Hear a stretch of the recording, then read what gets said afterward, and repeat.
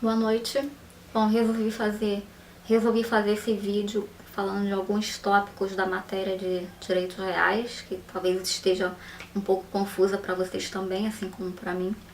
Bom, e hoje eu resolvi parar, tentar entender e entendi algumas coisas e resolvi passar para os colegas. Bom, passando o material eu vi vários termos assim que eu até já tinha ouvido falar, mas nunca tive o trabalho de ir atrás para buscar o significado.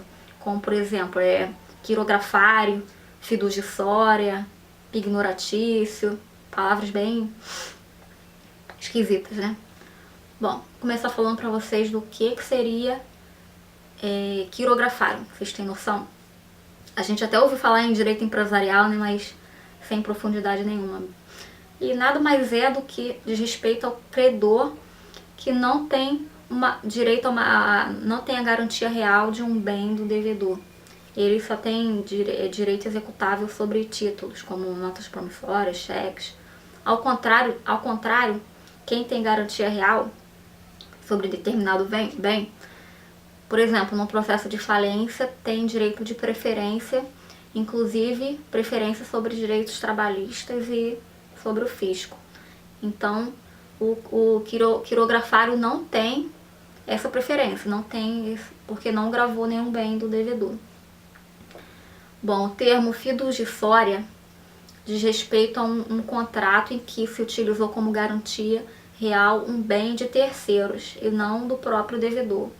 O mais comum que a gente vê é o fiador, que cede o bem dele, daí o termo fiduciária. Bom, o termo pignoratício diz respeito ao contrato de penhor.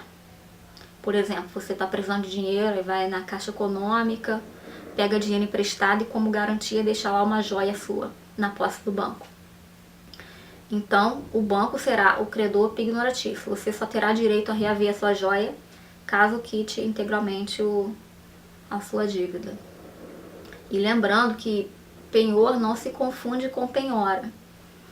A penhora ocorre quando, por exemplo, num processo de execução, para ver o seu crédito, você requer a penhora online ou o oficial de justiça para poder recuperar, para tentar se utilizando de algum bem do devedor que satisfaça o seu crédito. Isso não tem nada a ver com penhor. Inclusive o termo que se usa para penhor é empenhar e para penhora é penhorar. Então esses institutos não se confundem. Bom, alienação fiduciária, que é um termo mais comum que talvez vocês já tenham noção. A alienação fiduciária acontece quando você não tem dinheiro para comprar um carro à vista, um imóvel, um apartamento à vista. Daí o banco paga integralmente ao vendedor, fica sendo o proprietário do bem e você tem apenas a posse. É um contrato resolúvel que se extingue com a quitação da dívida. Então, apenas quando você quitar todas as parcelas que você terá a propriedade desse bem. Que você ficar apenas com a posse. E quando se firma esse contrato, meu cachorro me desconcentrou. Leone, vem cá! Leone! Então, quando você firma esse contrato, o banco se obriga a transferir para você a propriedade assim que você quite o contrato.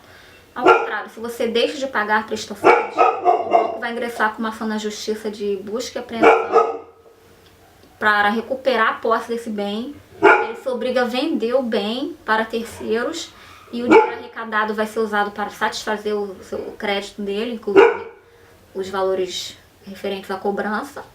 E se sobrar dinheiro, ele dá ao vendedor, ao devedor que resta. Isso é alienação fiduciária, que vale tanto para bem imóvel quanto para bem imóvel. Bom, posso falar para vocês também da Anticrese. A Anticrese é um instituto que raramente se vê, daí a palavra também a gente talvez você nunca tenha ouvido falar.